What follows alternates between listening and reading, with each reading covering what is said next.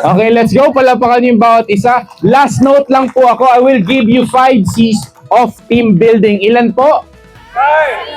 5 C's. First C, para po matandaan natin, let's do this hand gesture po. Yan, number 1, para po tayo nagtatanggal ng morning glory, yung speck sa eyes natin. Clarity of the goal. Sabi nga po, clarity of the goal. May mga big goal, may mga small goal. Alam niyo po tawag sa small goal? Dagdag goal. Pagod na tayo. Importante po sa goal natin, lahat ay involved regardless of the position. Kasi yung goal ng company, goal ng team, hindi nagmamatter yung position mo. The goal is more important than the role. Meron po kanina sa obstacle course, yun po yung handle ko. Panalo na sana sila, hindi lang sila nakinig doon sa goal. Bawal pong magsabay. Bawal po na hindi umapak doon sa platform. So point sana yon. Hindi lang nakinig sa goal. Pinakinggan lang nila yung maling tao. Nagkakamali po tayo kapag mali yung pinakikinggan natin. Clarity of the goal. Number 2, pwede po ba tayo mag-symbol ng ganito? Sa mga Gen Z, ito. Sa mga millennials na may gout na, ganito po kami sumagot ng telepono dati. You're wrong. May earpiece, may mouthpiece. Meron po bang Gen Z na dito sa workplace? Wow! Of course! Pag tinanong nyo yung Gen Z, paano sila sumagot ng phone? Hello! Tayo po, ganun pa po. Malalaman mo yung cohort, yung age bracket. Now, why do you do this? Communication is key. Pakisabi nga po. Again, ang communication po ay hindi lang basta monologue. It's a dialogue. Kagaya po nung sinabi nung isa, nagkaroon kami ng teamwork kasi nag-communicate kami. Meron po doon, I could say lang po doon sa, sa area ko, hindi sila nagtatanong. Number 3, ito po ay ibig sabihin nito ay, love to, sabi ng mga tita natin. Ang next C po natin is compassion and accountability. Pakisabi nga po, compassion. Ito po, lately ko lang na-realize, actually last team building facilitation namin. Sobrang importante po ng team building at katrabaho ninyo. Bakit po? Mas matagal yung kasama nyo dito kaysa sa tao sa bahay. Imagine, aalis po kayo ng 7. Alam ko po, taga-Pasig din po ako, pinagbuhatan. Pasig to Pasig, 1 hour. Tama?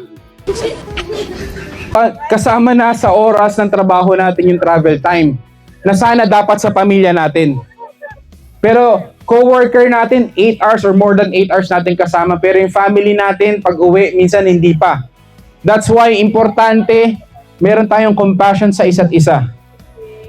Meron nagrereklamo, sobrang toxic ng workplace nila. Lahat ng nilipatan niya toxic daw. Little did he know or she know, siya yung dinadala niya kung saan man siya pumunta. And also, again, importante rin po tayo, naririnig natin to, we should break the silo. Alam niyo po ba yung silo? Sa mga nagpa-farm, kami po farmer. Silo po yung lagayan ng grains, ng bigas, yung bodega, yung parang ng tangke ng tubig. Kaya po sinasabing silo yung kasi walang window, walang butas, walang communication. Importante po, para po mangyari ang tamang communication, it would start from compassion. Tinatanggal niyo yung bias dun sa taong kakausapin nyo. Minsan kasi kaya hindi natin makausap, hindi natin mapagkatiwalaan ng trabaho, nagkakaroon tayo ng biases. And also next ng compassion, kapag binigyan ka ng compassion ng kausap mo, bigyan mo naman siya ng accountability. Hayaan nyo siyang magkamali. Sabi ko kanina, the opposite of success is quitting, hindi failure. Ang maganda po sa buhay, pwede tayong gumawa ng bagong pagkakamali. Pero kapag nagkakamali tayo sa paulit-ulit na bagay, kailangan natin mag-adjust. Number 4, pangilan na po tayo? Ito naman po ay, ayan po, 4 po, para siyang chair, structure. Constructive conflict. Yung construction po ng upuan, ang hirap umupo sa upuan na 3 lang ang stand, di ba?